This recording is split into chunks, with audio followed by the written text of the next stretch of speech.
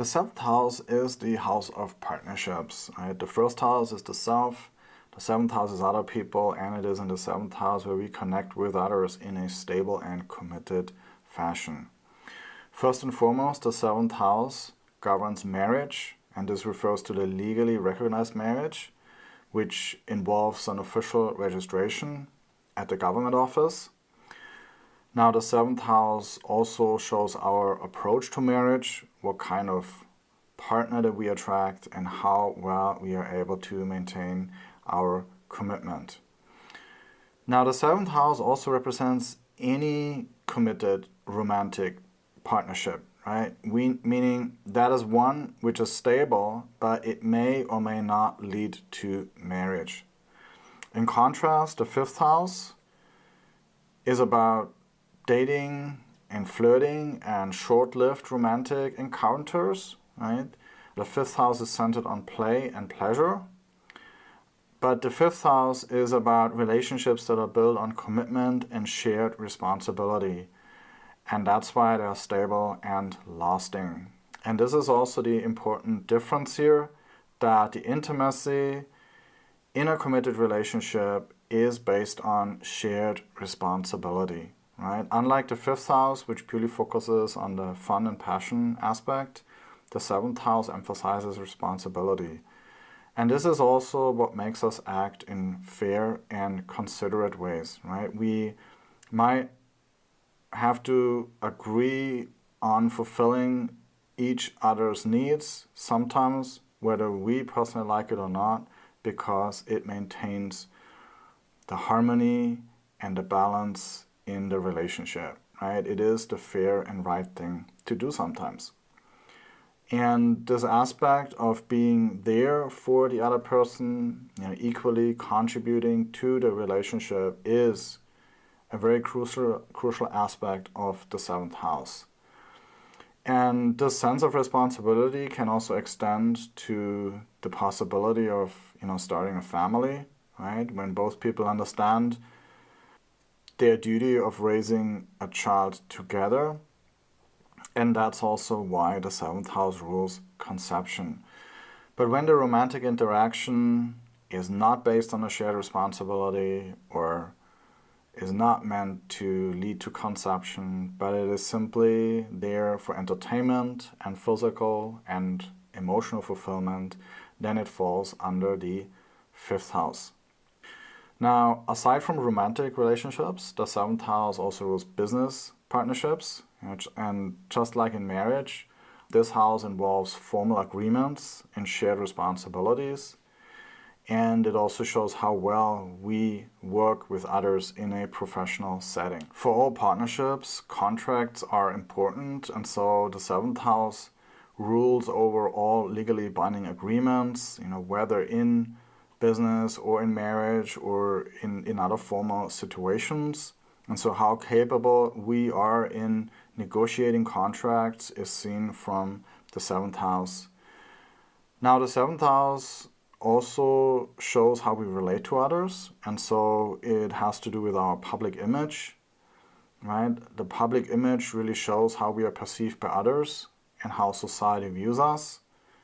And our public image is based on our social interactions, and those social interactions, they really reflect our ability to connect with people and our ability to build relationships. And finally, the seventh house rules over diplomacy, right? And that indicates our negotiation skills, how we handle disagreements and conflicts, and our ability to maintain harmony in relationships. The eighth house is the house of death and transformation, and it governs the inevitable endings and transitions that shape our life, but which are also necessary for us so that we can change and evolve. So now let's explore the eighth house more. Death in the context of the eighth house is not just the literal event, but also a symbolic process of closure, right? Whether it's the end of a phase of life or an old way of being or even a relationship. And in the 8th house, when something ends, it doesn't mean it completely stops and that's it. Rather, endings here, they serve as opportunities for something new to begin, right? In the 8th house, every loss automatically carries the seed of rebirth. And that allows something new to appear in its place. And this continuous cycle of death and rebirth, of endings and beginnings, brings deep transformation, right? When we go through these intense periods of change, we shed our old selves and heal and become stronger. And yes, this process can be very scary because we simply don't know what's awaiting us on the other side. But if you think about it, what choice do we have?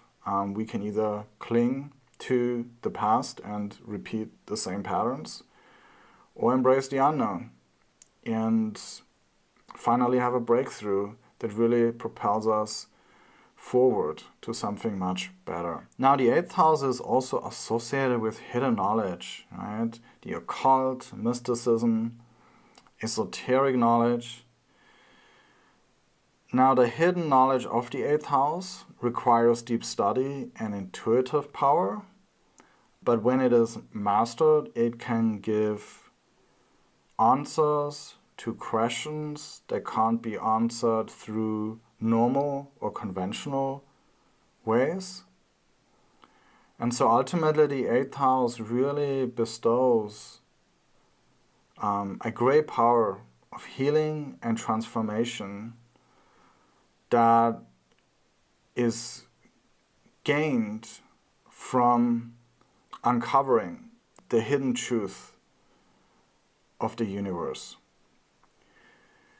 Now, another interesting aspect of the 8th house is mysteries, right? These are the truths that are concealed and unknowable, right? These are the aspects of life and the universe that we can never fully understand, right? Mysteries represent our fascination of the unknown, and these are the things that our intellect cannot grasp, such as the vastness of the universe. The 8th house also rules shared resources, and these are the things that we share with others, particularly money. And so how much we can benefit from other people's money is seen from the 8th house. Now, connected to shared resources is the concept of trust, right? How can we trust a person if we don't know everything about them, right? Trust develops when we are able to open up and share our true self and allow others to see both our strengths and weaknesses. And intrinsically connected to this is intimacy, right? These are the deep bonds that we form with others. And that deep and true intimacy is only possible when it extends beyond the physical closeness and includes vulnerability and trust, right? We need to become an open book and also accept the other person's story of life in order to trust and have deep intimacy. And yes, this can be very difficult, but it is necessary if we want to merge on a very deep level. And this is actually one of the most important aspects of the 8th house, right? Developing this true intimacy. And